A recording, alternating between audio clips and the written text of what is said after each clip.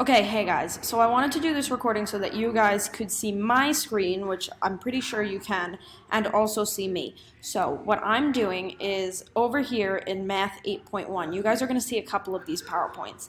These PowerPoints are interactive, but they're only interactive if they're not on this. So if I'm just clicking on them, I can't change things. I can't move pieces at all. So what you need to do is click on the PowerPoint, and up at the top over here, oh look, I don't think you can see it.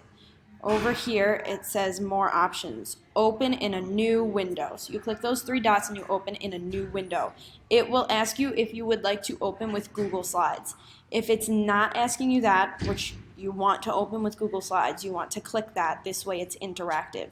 If it's not asking you to do that, go to Connect More Apps,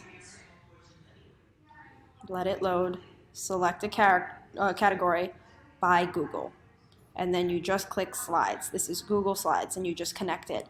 I'm not sure which one your computer is going to ask you to do, but once you have it, you can type your name, you can type in the boxes where it prompts you to. Some of the pieces move, and some of the later PowerPoints, they actually move and you can interact with them, which is really cool, like this one. I can move it and put it somewhere else.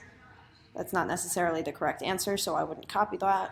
But I think you guys will have a lot of fun with these PowerPoints. It will definitely help you to understand a lot of the concepts. So that's why I'm having you do that as your work instead of doing some of the workbook pages, because this is a lot more interactive and you can work a lot better with it. All right? So that's it. If you have any questions at all, let me know and I will help you out with them. Bye.